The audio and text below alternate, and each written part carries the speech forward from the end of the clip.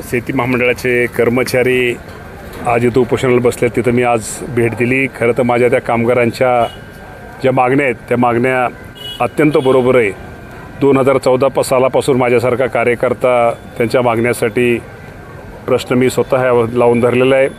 खरं तर आता पावसाळा झाला, जर माझं म्हणणं आहे की जर त्यांचं घर पाहिलं तर अक्षरशः घरामध्ये त्यांच्या चुलीमध्ये भर स्वयंपाकामध्ये स्वयंपाक चालू असताना पाणी होतं आणि अक्षरशः चूल विस्ती, त्यांची संध्याकाळची झोपण्याची सुद्धा गैरसोय।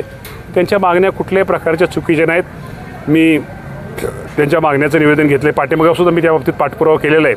त्यांना जो घरकुलाचा विषय होता तो शेती महामंडळाच्या घरकुलाच्या जागेमध्ये त्यांना घरकुलाला जी घरकुल मंजूर होतं शासनाची, तिथं शेती महामंडळाची जागा देण्याचा प्रयत्न मी तिथं तो 50% ते काम आपलं झालेलं आहे। पण त्यांची जी मेन मागणी आहे रामराजे निंबाळकर समितीच्या 2 गुंठ त्यांना जमीन मिळावी, ती मागणी खरं तर माझ्या दृष्टिकोनातून रास्ते या बाबतीमध्ये या राज्याचे महसूल मंत्री, एक कार्यक्षम महसूल मंत्री, की ते एक पॉझिटिव्ह महसूल मंत्री चंद्रकांत बावनकुळे साहेबांना लवकरच या संदर्भात जे त्यांचे जे नेते त्यांची एक बैठक लावून त्या बाबतीमध्ये लवकरच त्यांच्यासाठी एक चांगल्या प्रकारचा निर्णय माझ्या शेती महामंडळाच्या कर्मचाऱ्यांसाठी घ्यावा, यासाठी मी विनंती त्यांना करणार आहे।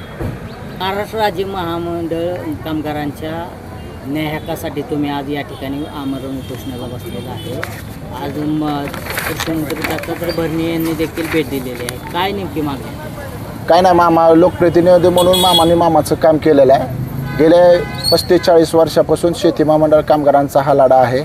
रामराजे आयोग स्थापन झाल्यापासून 92-93 पासून आहे का ना आयोग लागू झाला, त्याची अंमलबजावणी झाली नाही आणि ती अंमलबजावणी व्हावी म्हणून विविध आंदोलनं उपोषण युनियनच्या पद्धतीनं काम करते। पण ह्याच्यावर आहे का नाही कुठल्याही सरकारने लक्ष दिलं नाही, म्हणून आम्हाला एक क्रांतिकारी निर्णय घ्यावा लागला। ह्या लोकांची जर आजची अवस्था पाहिली तर अतिशय बिकट आहे।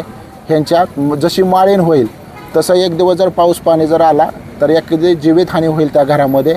म्हणून आमची एकच शासनाकडे विनंती आहे, मुख्यमंत्री असेल, उपमुख्यमंत्री, महसूल मंत्री यांच्याकडे, मामा आहेत, आमदार खासदार आहेत, यांच्याकडे एकच आमची मूळ मागणी आहे की रामराजे आयोगाच्या शिफारशी जशाच्या तशा स्वीकारा, त्याची अंमलबजावणी करा।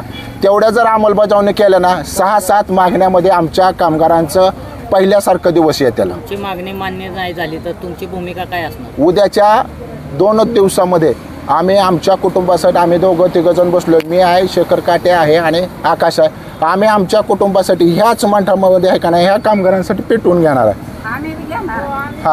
कामगार पेटवून घ्यायला तयार आहे।